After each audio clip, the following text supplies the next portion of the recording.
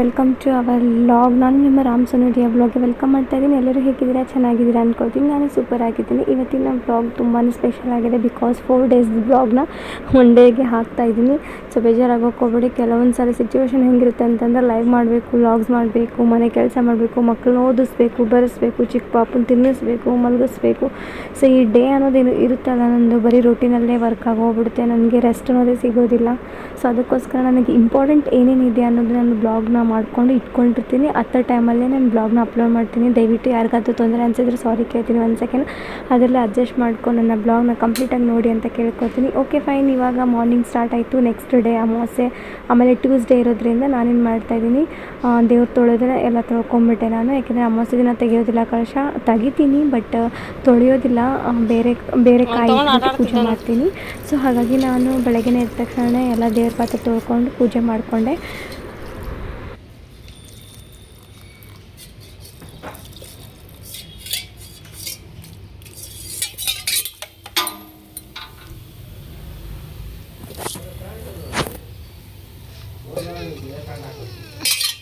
ಎಲ್ಲಿ ಆ ಪ್ಯಾಂಟಲ್ಲಿ ಹಾಕಿಸ್ಕಾಸಿದೆ, ಜೀನ್ಸ್ ಹಾಕ್ಸಿದ್ದೆ.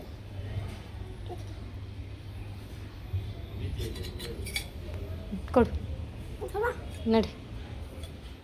ಕಳಶದ ನೀರೆಲ್ಲ ತೆಗೆದು ಇನ್ನೂ ಪೂಜೆ ಮಾಡ್ಕೊಂಡಿರಲಿಲ್ಲ. ಬಟ್ ಹೇಳ್ತಾ ಇದ್ದೀನಿ, ನಾನು ದೇವ್ರನ್ನ ತಿಕ್ಕೋದು ಅಂತಂದರೆ ಸುಮ್ಮನೆ ಎಲ್ಲ ಟ್ಯೂಸ್ಡೇನೂ ತೆಗಿಯೋಕ್ಕಾಗೋದಿಲ್ಲ, ಅಮಾವಾಸ್ಯೆ ದಿನವೂ ದೇವ್ರು ತೆಗಿಯೋಕ್ಕಾಗೋದಿಲ್ಲ ಅಂತ ಹಿಂದಿನ ದಿನವೇ ನಾನು ದೇವರು ಎಲ್ಲ ತೊಳೆದು ಪೂಜೆ ಮಾಡ್ಕೊತೀನಿ. ಬಿಕಾಸ್ ಅಂತಂದರೆ ಎಲ್ಲರೂ ಮಂಡೇ ಫ್ರೈಡೇ ತೆಗಿಬಾರ್ದು ಅಂತಾರೆ. ನನಗೆ ಅನಿಸೋ ಮಟ್ಟಿಗೆ ಕೆಲವು ಜನ ಹೇಳಿದ್ದು. ಸೊ ಹಾಗೆ ನಾನು ಮೆಥಡ್ ಯೂಸ್ ಮಾಡ್ತಾಯಿದ್ದೀನಿ. ನೋಡೋಣ ಆವಾಗ ಅದು ನಮ್ಮ ಲಕ್ಷ್ಮಿ ಹೊಲಿತಾಳೆ ಇವು ಅಂತ. Just fun. ಯಾವಾಗಾದರೂ ನಾವು ಮಾಡೋ ಕಷ್ಟದಲ್ಲಿ ಇರುತ್ತೆ ಪ್ರತಿಫಲ. ನಾವು ಕುತ್ಕೊಂಡು ಜಾಗದಲ್ಲಿ ಯಾವತ್ತೂ ದೇವರು ಹೊಲಿತಾರೆ ನೋಡ್ಸೋದು. ನಾವು ಮಾಡೋ ಕಷ್ಟ ಗೊತ್ತಾಗುತ್ತೆ, ನಮ್ಮದು ಪ್ರತಿಫಲ ಸಿಗುತ್ತೆ ಅಂತ ಹೇಳಿ ಬಂದೆ.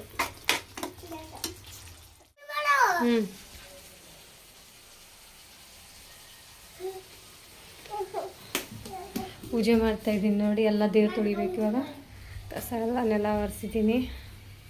ಸೊ ಕ್ಲೀನಿಂಗ್ ಆಗಿದೆ ಮನೆಯೆಲ್ಲ. ಸೊ ಪುಳಿಯೋಗರೆ ಮಾಡ್ತಾಯಿದ್ದೀನಿ ಆ್ಯಂಡ್ ಪಾಯಸ ಕೂಡ ಮಾಡಿದ್ದೀನಿ. So puliyogare get ready.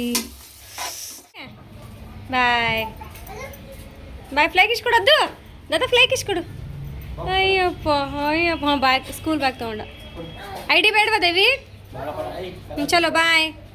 ನಾನು ನಡ್ಕೊಂಬರ್ತೀನಿ. ಓಕೆ. ನಾಳೆ ಶೂಲ್ ರಜೆನಂತ ಕೇಳ ಮ್ಯಾಮ್ಗೆ. ಹೋಗಿ ಬಾಯ್. ನಾನು ನಡ್ಕೊಂಬರ್ತೀನಿ ಪಾಪ ಮಂಗೀಶ್. ನಾಳೆ ರಜೆ. ಬಾಯ್ ದೇವಿ. ಬಾಯ್ ಬಾಯ್. ಲೈಕಿಶ್ ಕೊಡು.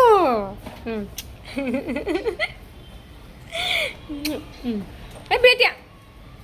ಗೋ ಫಸ್ಟ್. ಬಾಯ್. ಚಲೋ ಚಲೋ. ಅಲ್ಲಿಂದ ನೋಡ್ತೀನಿ ಬಾ. ಹಾಂ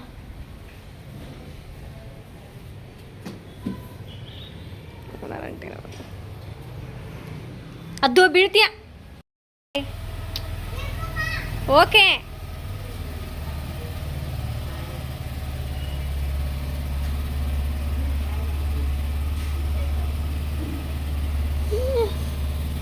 ಏ ಬಾ ಬಾಯ್ ಬಾಯ್ ಮಾಡ ಪಾಪ. ಬಾ ಅದು ಬಾ ಬಾಯ್ ಮಾಡ ಬಾ. ಬಾಯ್ ಅದುಗ. ಗಾಯ್ಸ್ ಇವಾಗ ಡಿಮಾರ್ಟ್ಗೆ ಹೋಗ್ತಾ ಇದ್ದೀವಿ. ಸೊ ಡಿಮಾರ್ಟ್ಗೆ ಹೋಗ್ಬಿಟ್ಮೇಲೆ ಸಿಗ್ತೀನಂತೆ. ಬೆಳಗ್ಗೆ ಮಾರ್ಕೆಟ್ಗೆ ಹೋಗಿದ್ವಿ, ತರಕಾರಿ ಎಲ್ಲ ತೊಗೊಂಬಂದ್ವಿ. ಇವಾಗ ಡಿಮಾರ್ಟ್ಗೆ ಹೋಗ್ತಾ ಇದ್ದೀವಿ. ಸೊ ಚಲೋ ನಾನ್ ವೆಜ್ ಎಲ್ಲ ಅಡುಗೆ ಮಾಡಿದ್ದೆ. ಸೊ ಕಂಪ್ಲೀಟಾಗಿ ಕ್ಲೀನಿಂಗ್ ಮಾಡಿ ಹೋಗ್ತಾ ಇದ್ದೀನಿ. ಚಲೋ ರೆಡಿನಾ? ಸ್ಥಾನಂಟೆ ಅದು ಅದಮ್ಮ ನೋಡ್ರಿ, ಅದಮ್ಮ ಗರ್ಲ್ ಆಗಿದ್ದಾನೆ. ಗರ್ಲ್ ನೇಲ್ ಪೇಂಟ್ ಎಲ್ಲ ಹಚ್ಕೊಂಡು. ಅದು ಹಾಯ್ ಮಾಡು. ಇದನ್ನೆಲ್ಲ ಇದೆ ನೋಡಿ ಹೂ. ಈವ್ನಿಂಗ್ ಆದರೆ ಅರಳುತ್ತೆ. ತೆಗಿಬೇಡ ನೀನು. ಸರಿ, ಇಲ್ಲೊಂದು ಅರಳಿದೆ ನೋಡಿ. ಸರಿಯೋ, ಸಖತ್ತಾಗಿದೆಯಲ್ಲ. Wow, so cute. ಬೋತಾ ಇಲ್ಲ, ಅದಿಲ್ಲ. ಇದು ನೆಕ್ಸ್ಟ್ ಡೇ ಬ್ಲಾಗು ಭೀಮನ ಅಮಾವಾಸ್ಯೆ ಪೂಜೆ ತುಂಬಾ ಸ್ಪೆಷಲ್. ಇದು ವರ್ಷ ಪೂರ್ತಿ ಬೈತೀವಿ ಹಸ್ಬೆಂಡ್ಗೆ, ಅದೇ ದಿನ ಮಾತ್ರ ಪಾದ ಪೂಜೆ ಮಾಡ್ತೀವಿ. ಬಟ್ ನಾನು ಬೈತೀನಿ ಅಂತಂದರೆ ಜಸ್ಟ್ ಫನ್ನಾಗೆ ನಡ್ಕೋತೀನಿ, ಯಾವುದೂ ಸೀರಿಯಸ್ ಆಗಿ ಜಗಳ ಆಗೋದಿಲ್ಲ ನನ್ನ ಮಧ್ಯೆ. ಆದ್ರೂ ಕೂಡ ನಾವೇ ಕಾಂಪ್ರಮೈಸ್ ಮಾಡ್ಕೊಂಡ್ಬಿಟ್ಟು ಮಾಡೋದೇ ಒಂಥರ ಒಳ್ಳೆಯದೇ. ಯಾಕೆಂದರೆ ನಾವು ಈಗೋ ಅನ್ನೋದು, ಆಮೇಲೆ ಜಲಸಿ ಅನ್ನೋದು, ನಾವು ಗಂಡನ ಮೇಲೆ ತೋರೋದು ಅದೆಲ್ಲ ಮಾಡಿದ್ರೆ ಅದು ನಮಗೆ ಪ್ರತಿಭಟನೆ ಬೀಳುತ್ತೆ ಹೊರತು ಅವ್ರಿಗೇನೂ ಆಗೋದಿಲ್ಲ. ಯಾಕೆಂದರೆ ನಾವು ಲೈಫ್ನ ಮುಂದೆ ಮಕ್ಳಿಗೋಸ್ಕರ ಸ್ಯಾಕ್ರಿಫೈಸ್ ಆಗಲೇಬೇಕು. ಯಾರು ಮಕ್ಕಳು ನೋಡೋದಿಲ್ಲ ಈಗಿನ ಕಾಲದಲ್ಲಿ. ನೋಡೋದಕ್ಕೆ ಹೋಗಲಿ, ಒಂದು ಮೆಸೇಜಸ್ ಇರೋದಿಲ್ಲ, ಅವ್ರು ಹೇಗಿದ್ದೀರಾ ಅಂತ ಕೇಳೋಕ್ಕೂ ಸಹ ಯಾರು ಇರೋದಿಲ್ಲ. ಕೆಲವೊಂದು ಸರಿ ನಮ್ಮದೇ ಸ್ಟ್ಯಾಂಡಲ್ಲಿ ನಾವು ಸ್ಟಿಕ್ ಆನ್ ಆಗಿದ್ರೇ ನಮ್ಮ ಲೈಫ್ ಚೆನ್ನಾಗಿರುತ್ತೆ ಅಂತ ನನ್ನ ಅನಿಸಿಕೆ. ಯಾರ ಮೇಲೇನೂ ಡಿಪೆಂಡ್ ಆಗ್ದೇ, ಯಾರ ಮೇಲೇನೂ ಅಂದ್ಕೊಳ್ದಂಗೆ ಇದ್ರೇ ನಾವು ಅಂದ್ಕೊಂಡು ನಡ್ಕೊಳ್ಳೋದು ಸಾಧ್ಯ ಅಂತ ನನ್ನ ಅನಿಸಿಕೆ. ಸೊ ಕ್ಯಾರಿ ಆನ್, ಅದನ್ನೆಲ್ಲ ಎನಫ್ ಮಾಡ್ತೀನಿ. ನನಗೆ ಅದು ಬೇಡದಿರೋ ವಿಷಯನ, ನನ್ನ ಲೈಫು, ನನ್ನ ಫ್ಯೂಚರು, ನನ್ನ ಜೀವನ, ನನ್ನ ಮಕ್ಕಳು, ನನ್ನ ಸಂಸಾರ, ನನ್ನ ಗಂಡ ಅಂದ್ಕೊಂಡು ಬದುಕಲ್ಲೇ ಬೆಳಿಬೇಕು ಅನ್ನೋದು ನನ್ನ ಹಠ ಸಾಧಿಸ್ಬಿಟ್ಟಿದ್ದೀನಿ ಇವಾಗ. ಸೊ ಅದರ ಕಡೆ ಕಾನ್ಸಂಟ್ರೇಟ್ ಕೊಡ್ತಾಯಿದ್ದೀನಿ. ಇನ್ನೇನು ಸ್ವಲ್ಪ ದಿನದಲ್ಲಿ ಮೌನ ಆಗೋ ಚಾನ್ಸಸ್ ಬಂದಿದೆ. ನನಗೆ ತುಂಬ ಖುಷಿ ಕೂಡ ಆಗ್ತಿದೆ, ಅದನ್ನು ಕೂಡ ಶೇರ್ ಮಾಡ್ಕೊತಾ ಇದ್ದೀನಿ ಇದ್ರ ಮಧ್ಯದಲ್ಲಿ. ಭೀಮನ ಅಮಾವಾಸ್ಯೆ ಇರೋದ್ರಿಂದ ಫಸ್ಟ್ ನಾನು ಪೂಜೆ ಮಾಡ್ಕೊತಾ ಇದ್ದೀನಿ. ಜಸ್ಟ್ ನಾನು ಹಿಂದಿನ ದಿನವೇ ದೇವರೆಲ್ಲ ತೊಳೆದಿದ್ನಲ್ಲ, ಜಸ್ಟ್ ನಾನು ಎಲೆ ತೊಗೊಂಬಂದು ಕಾಯಿ ತೊಗೊಂಬಂದು ಚೇಂಜ್ ಮಾಡಿ ಅದೇ ಕಳಶಕ್ಕೇನೆ ಇಟ್ಟು, ಆಮೇಲೆ ಕೆಳಗಡೆ ಅದೇ ಅಕ್ಕಿದಲ್ಲಿ ಇಟ್ಬಿಟ್ಟು ನಾನು ಪೂಜೆ ಮಾಡ್ಕೊತಾ ಇದ್ದೀನಿ. ತುಂಬಾ ಸಮಾಧಾನ ಅನಿಸುತ್ತೆ. ನನಗೆ ಏನೂ ಗೊತ್ತಿಲ್ಲ, ಎಷ್ಟೇ ನಾನು ತಪ್ಪು ನನ್ನ ಲೈಫಲ್ಲಿ, ನನ್ನ ಮನಸ್ಸಲ್ಲಿ, ನನ್ನ ಭಾವನೆಗಳಿಗೆ ನಾನು ಏನೋ ತಪ್ಪು ಮಾಡಿದ್ರು ಕೂಡ ನಾನು ದೇವರ ಹತ್ರನೇ ಕ್ಷಮೆ ಕೇಳ್ಕೊತೀನಿ. ನಾನೇನಾದರೂ ತಪ್ಪು ಮಾಡಿದರೆ ಅಥವಾ ತಪ್ಪು ನಡ್ಕೊಂಡ್ರೆ, ದೇವರು ನನ್ನ ಈ ಜಾಗದಿಂದ ನನಗೆ ಕ್ಷಮೆ ಕೇಳಪ್ಪ ನೀನು ಅಂತ ಕೇಳ್ಕೊಂಬಿಡ್ತೀನಿ. ಯಾಕೆಂದರೆ ನನಗೆ ದೇವರಿಗಿಂತ ದೊಡ್ಡ ಆಸ್ತಿ ಯಾವುದೂ ಇಲ್ಲ ನನಗೆ ನನ್ನ ಲೈಫಲ್ಲಿ. ಯಾಕೆಂದರೆ ದೇವ್ರು ಕೊಟ್ಟರೆ ನನಗೆ ವರ ಅಂತಲೇ ಅನ್ಕೋಬೋದು. ನನ್ನ 2 ಮಕ್ಕಳು ಆ ಭಾವನೆಯಿಂದಲೇ ಬಂದಿದ್ದಾರೆ ಅನಿಸುತ್ತೆ ನನ್ನ ಮಕ್ಕಳು ಕೂಡ. ಸೊ ಯಾವುದೇ ಪ್ರೀತಿ ಕಾಂದನೆ, ಯಾವುದೇ ಮಮಕಾರ ಕಾಂದನೆ, ಯಾವುದೇ ಸಂಬಂಧ ಕಾಂದನೆ, ಯಾವುದೇ ರೀತಿ ಯಾರು ಇಲ್ಲ ಅಂತ ಕಾಂದನೆ ನನ್ನ ಮಕ್ಕಳು ಬೆಳೀತಿದ್ದಾರೆ ಅನ್ನೋದು ಖುಷಿ ಅನ್ನೋದು ಬಿಟ್ಟರೆ, ನನ್ನ ಲೈಫಲ್ಲಿ ಏನೋ ಒಂದು ಸಾಧಿಸಬೇಕು ಅನ್ನೋದು ಛಲ ಅನ್ನೋದು ಇಟ್ಕೊಂಡಿದ್ದೀನಿ ಹೊರತು ನಾನು ಯಾರ ಮೇಲೂ ಈಗೋ ತೋರಿಸೋದಾಗಲಿ, ಯಾರ ಮೇಲೆ ಕೋಪ ತೋರಿಸ್ಕೊಳ್ಳೋದಾಗಲಿ ಅದು ನನ್ನ ಲೈಫಲ್ಲಿಲ್ಲ. ಎಲ್ಲ ನೋಡಿಬಿಟ್ಟೆ, ನಾನು ಅನ್ನೋದು ನೋಡಿಬಿಟ್ಟೆ, ನಮ್ಮವ್ರು ಅನ್ನೋದು ನೋಡಿಬಿಟ್ಟೆ, ನಮ್ಮವರಿಂದ ನನಗೆ ಎಷ್ಟು ಬಳಸ್ಕೊಂತ ಅನ್ನೋದು ನೋಡಿಬಿಟ್ಟೆ, ನಮ್ಮವರಿಂದ ನಾನು ಎಷ್ಟು ನೋವು ತಿನ್ನಬೇಕು ಅಂತಲೂ ನೋಡಿಬಿಟ್ಟೆ, ನಮ್ಮವರೇ ನಮಗೆ ದ್ರೋಹ ಮಾಡ್ತಾರಂತಲೂ ನೋಡಿಬಿಟ್ಟೆ, ನಮ್ಮವರಿಂದ ನಮಗೆ ಸಹಾಯ ತೊಗೊಂಡು ನಮಗೆ ಗುಣ ಇಡ್ತಾರಂತಲೂ ಕೂಡ ನೋಡಿಬಿಟ್ಟೆ. ಸೊ ಎಲ್ಲ ರೀತಿಯಿಂದಲೂ ಪಾಠ ಕಲ್ತಿದ ಮೇಲೆ ನಾನು ನನ್ನದು, ನನ್ನ ಮಕ್ಕಳು ಅನ್ನೋದು ಭಾವನೆಯಲ್ಲೇ ಬರಬೇಕು ಅನ್ನೋದೇ ನನ್ನ ಮೈಂಡ್ಸೆಟ್ ಇಟ್ಕೊಂಡೆ ನಾನು ಇವಾಗ ಯಾರ ಜೊತೆಯೂ ಕಾಂಟ್ಯಾಕ್ಟ್ ಇಲ್ಲದೇ ನಾನು ಬದುಕ್ತಾಯಿದ್ದೀನಿ. ಹಾಗೇ ಬದುಕ್ತೀನಿ.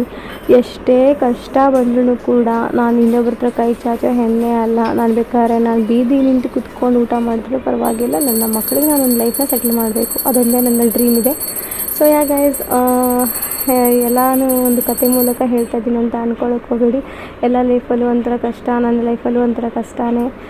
ಏನೋ ಒಂದು ಮಾಡಬೇಕು. ಯಾಕಂದರೆ ಈಗಿನ ಜನ್ರೇಷನಲ್ಲಿ ಆಚೆ ಹೋಗ್ಬಿಟ್ಟು ಕೆಲಸ ಮಾಡೋಷ್ಟು ನೆಸಸರಿ ಇರೋದಿಲ್ಲ. ಯಾಕೆಂತಂದರೆ ಮಗು ಚಿಕ್ಕದು, ಮಗುನ ಕರ್ಕೊಂಡು ಇನ್ನೊಂದು ಮಗು ಚಿಕ್ಕದು, ಅದು ಓದಿಸ್ಕೊಂಡು ಎರಡೂ ಚಿಕ್ಕ ಆಗ್ಬಿಡ್ತಾವೆ ಅಂದಮೇಲೆ ನನಗೆ ಬೇರೆಯವ್ರ ಹತ್ರ ನನ್ನ ಮಕ್ಕಳನ್ನ ಬಿಟ್ಬಿಟ್ಟು ನಾನು ಕೆಲ್ಸಕ್ಕೆ ಹೋಗಬೇಕು ಅನ್ನೋದು ಇಂಟೆನ್ಷನ್ ಇದೆ. ಏನೋ ಒಂದು ಯೂಟ್ಯೂಬಿಂದ ಏನೋ ಮೆಚ್ಯೂರ್ ಆಗಬೇಕು, ಏನೋ ಒಂದು ಸಾಧಿಸಬೇಕು ಅನ್ನೋದು ಹಠ ಹಿಡ್ಕೊಂಡು ಬಿಟ್ಟಿದ್ದೀನಿ. ಅದನ್ನು ನಾನು ಕಂಪ್ಲೀಟ್ ಮಾಡಬೇಕು. ಎಷ್ಟೇ ಕಷ್ಟ ಆಗೋದ್ರೂ ನಾನು ಕಂಪ್ಲೀಟ್ ಮಾಡ್ತೀನಿ ಅನ್ನೋ ನನ್ನ ಮೈಂಡಿಗೆ, ಮನಸ್ಸಿಗೆ ತಗೊಂಡೇ ಬಿಟ್ಟಿದ್ದೀನಿ.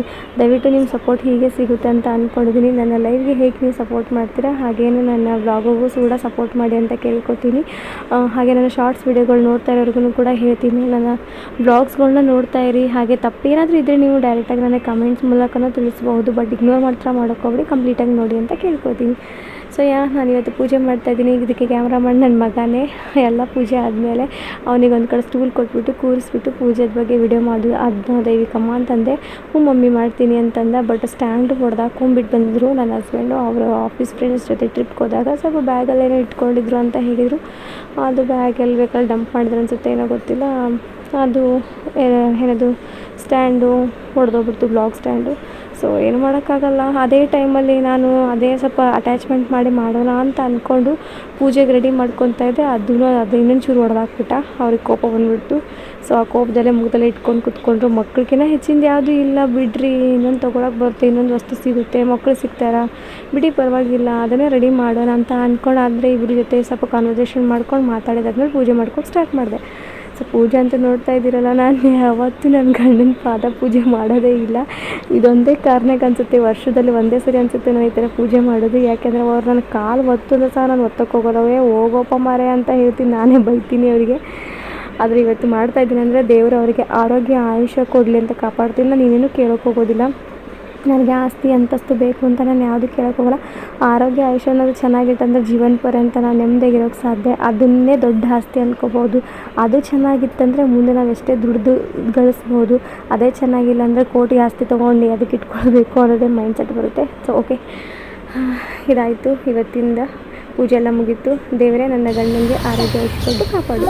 ಓಮ್ಮ ಬಾಯ್ ಬಾಯ್ ಮಾಡಿ ದಾದಾಗೆ ಬಾಯ್ ಮಾಡಿ.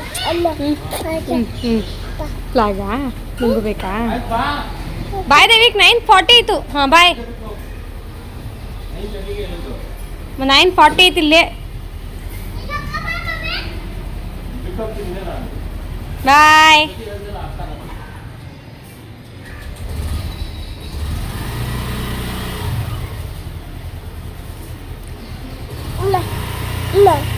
ಬಾಯ್.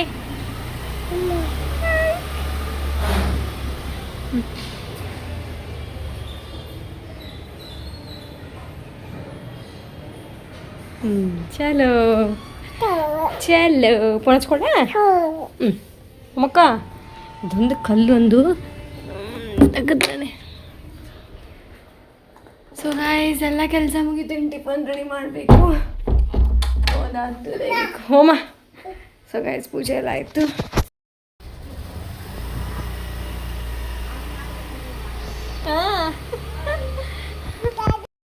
ಸೀರಿಯಸ್ಲಿ ಎಷ್ಟು ಟೈಮ್ ಆಗಿದೆ ಅಂದರೆ 9:30 ಆಗ್ಲಿಕ್ಕೆ ಬಂತು. ಪೂಜೆ ಎಲ್ಲ ಮುಗಿಸ್ಕೊಂಡು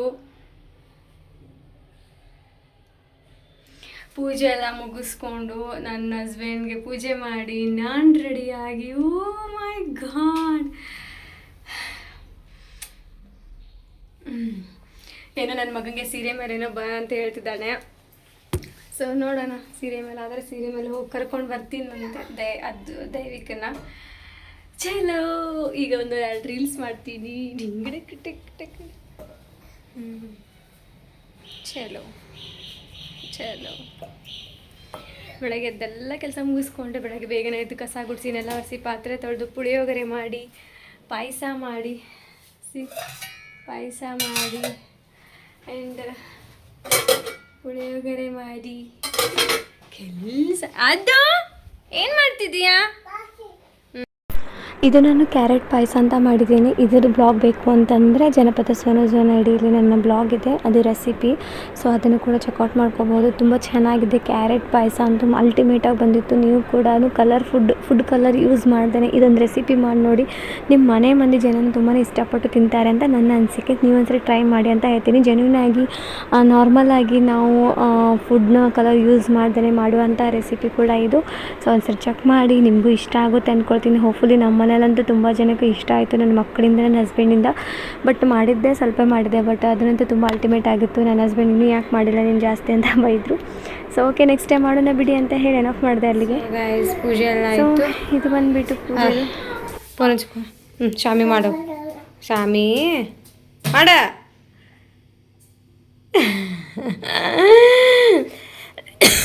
ಚಲೋ. ಸೊ ಟಿಫನ್ ರೆಡಿ ಮಾಡಬೇಕು. ಚಿತ್ರಾನ್ನ ಮಾಡ್ಬೇಕು ಅಂದ್ಕೊಂಡು ರೈಸ್ ಐತೆ ಎಷ್ಟೊಂದು.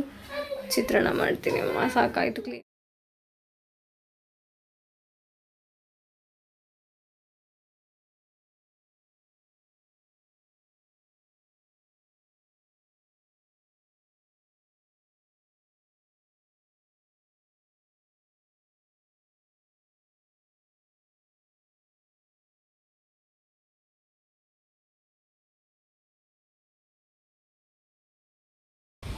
ತರ್ಸಿ.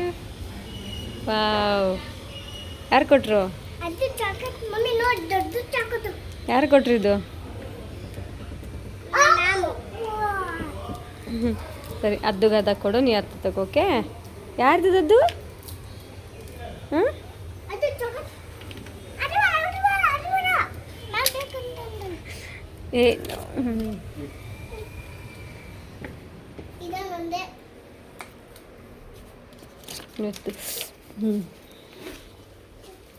ಸೊ ದೈವಿಕ್ ಸ್ಕೂಲಿಗೆ ಹೋಗಬೇಕಾದ್ರೆ ಇಂಡಿಪೆಂಡೆನ್ಸ್ ಡೇ ಹಿಂದಿನನೇ ಮಾಡಿದರು, ಅವತ್ತೇ ಮಾಡಿದರು ಸಾಟರ್ಡೆ, ಯಾಕಂದರೆ ರಜೆ ಇತ್ತು ದೈವಿಕನ ಸ್ಕೂಲು. ಸೊ ನಾನಿವಾಗ ಸೋಯಾಬೀನ್ ಬಿರಿಯಾನಿ ಮಾಡ್ತಾಯಿದ್ದೆ.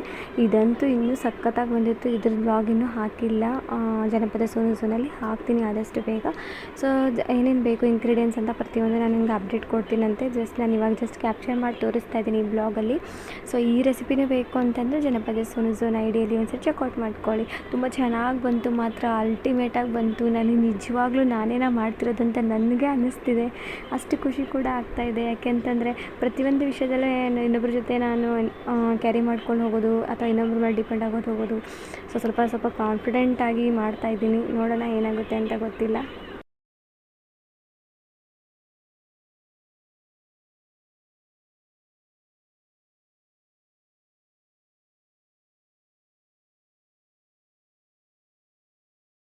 ಹೋಗಿದ್ರಿ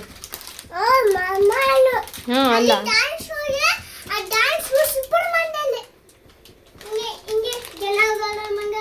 ಸೊ ಅದಾದ ನಂತರ ಸಾಯಂಕಾಲ ದೇವಸ್ಥಾನಕ್ಕೆ ಹೋಗ್ಬಿಟ್ವಿ. ಶನೇಶ್ವರ ದೇವಸ್ಥಾನ. ನನಗೆ ಶನೇಶ್ವರ ದೇವಸ್ಥಾನ ಅಂದರೆ ಪ್ರಾಣ. ಅದೇನೋ ಗೊತ್ತಿಲ್ಲ, ಆ ದೇವ್ರನ್ನ ನಾನು ಎಷ್ಟು ನಂಬಿದ್ದೀನಿ ಅಂದರೆ ಗೊತ್ತಿಲ್ಲ. ನನ್ನ ಶನೇಶ್ವರ ನನಗೆ ಯಾವತ್ತೂ ನಡುದಾರಿ ಕೈ ಕೊಡಲ್ಲ ಅಂತ ಅಂದ್ಕೊಂಡಿದ್ದೀನಿ. ಪ್ರತಿ ಶನಿವಾರ ಹೋಗ್ತೀನಿ. ಪ್ರತಿ ಶನಿವಾರನ ಆ ದೇವ್ರ ಮುಂದೆ ಕುತ್ಕೊಂಡು ಒಂದು ಸ್ವಲ್ಪ 2 ನಿಮಿಷ ಮಾತಾಡಿ ಅದರ ಶ್ಲೋಕ ಹೇಳಿಬಿಟ್ಟು ಬರ್ತೀನಿ. ಅಂತಂದರೆ ದೇವರೇ, ನನ್ನ ಗಂಡ ಏನೇ ತಪ್ಪು ಮಾಡಿದ್ರು ನಾನು ಸಹಿಸ್ಕೊಳ್ಳೋಂಥ ಶಕ್ತಿ ನಿನಗಿರಲಿ ದೇವರೇ. ಯಾಕೆಂತಂದರೆ ಅದ್ರ ಪ್ರಕಾರ ನನ್ನ ಗಂಡ ಚೆನ್ನಾಗಿರಲಿ ಅಂತ ಅವ್ರ ಪರವಾಗಿ ನಾನು ದೇವ್ರು ನಿಮ್ಮ ಹತ್ರ ಬೇಡ್ಕೊಳ್ತಾ ಇರ್ತೀನಿ.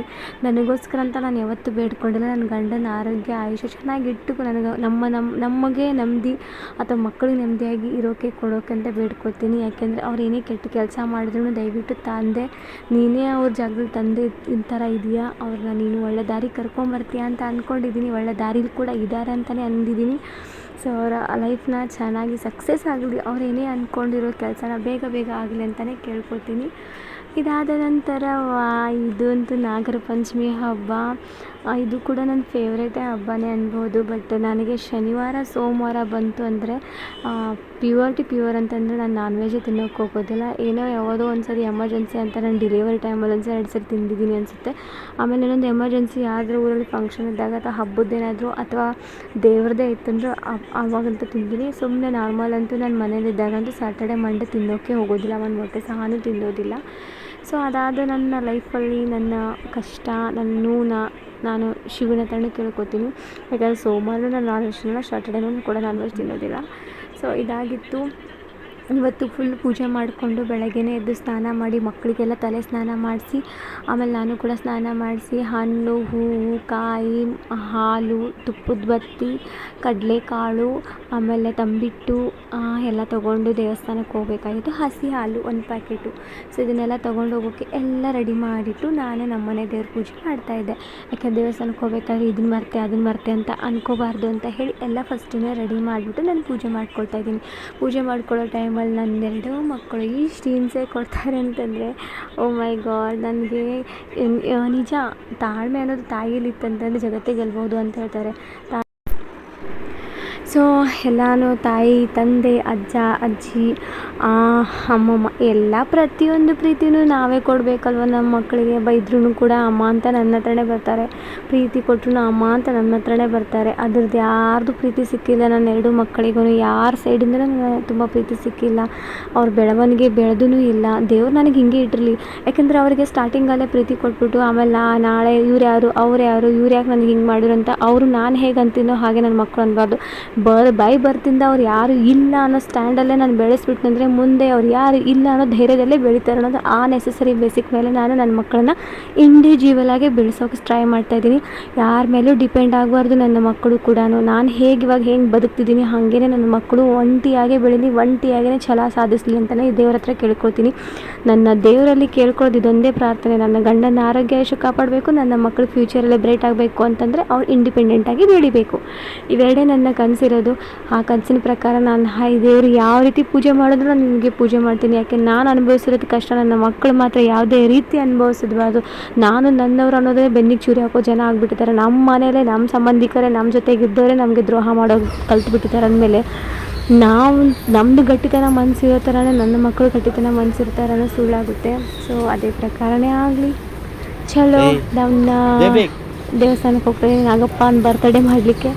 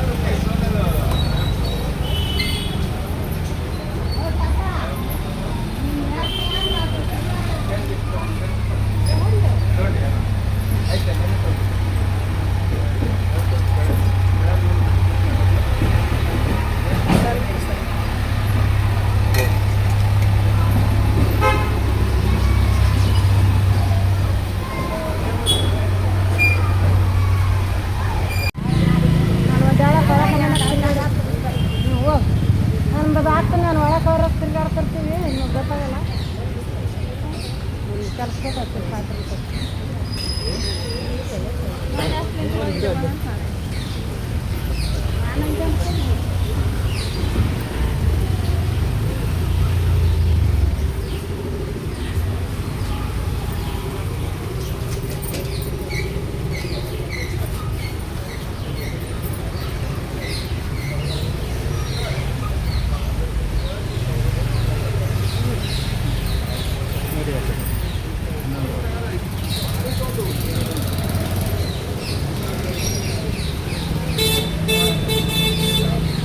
ಜೈವಿಕ್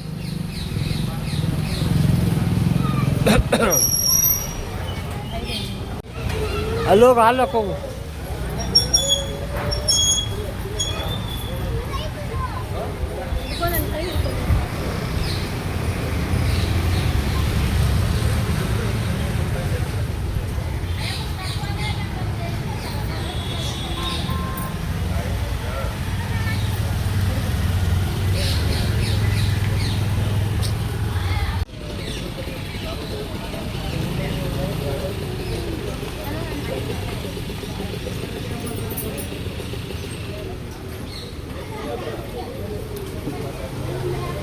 ಏಯ್ ಹಂಗೆ ಮಾಡಬೇಡ ಕ್ಲೀನಾಗಿ ಹಾಕು.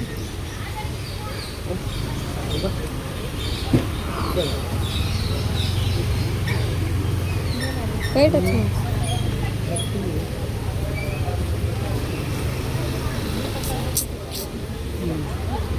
ಕ್ಲೀನಾಗಿ ಹಾಕ್ರಿ, ಹಾಕ್ಬಿಡಿ ಫುಲ್ಲು.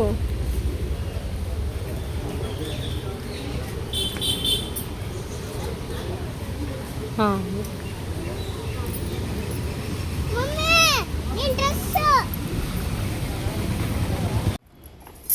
ಸೊ ಮನೆಗೆ ಬಂದ ತಕ್ಷಣ ಒಂದು ರ್ಯಾಂಪ್ ವಾಕ್ ಥರ ಮಾಡಿ ಒಂದು ರೀಲ್ಸ್ ಮಾಡಿದೆ. ನನ್ನ ಗಂಡ ನಗ್ತಾನೆ ಇದ್ದರು.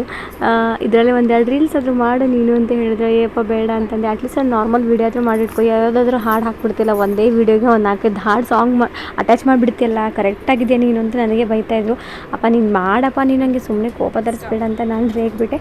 ಅದಾದ ನಂತರ ಮತ್ತೆ ನೆಕ್ಸ್ಟ್ ಡೇ ಬುಧವಾರ ತುಂಬಾ ಮನೆ ದೇವ್ರ ಸಾಮಾನುಗಳು ತುಂಬಾ ತೊಳಬೇಕಾಗಿತ್ತು. ಆ್ಯಂಡ್ ಫಸ್ಟ್ ದೇವ್ರ ರೂಮ್ ತೊಳ್ಕೊಂಬಿಟ್ರೆ ನನಗೆ ದೇವ್ರ ರೂಮಲ್ಲಿ ಏನೇನು ಇಡಬೇಕು ಏನೇನಿಲ್ಲ ಅಂತ ಎಲ್ಲ ಪ್ರತಿಯೊಂದು ಜೋಡಿಸಿಟ್ಕೊಳ್ಳೋಕ್ಕೆ ನನಗೆ ಜಾಗ ಸಿಕ್ಕಿರೋಂಥ ದೊಡ್ಡ ಪ್ಲೇಸ್ ಅದು.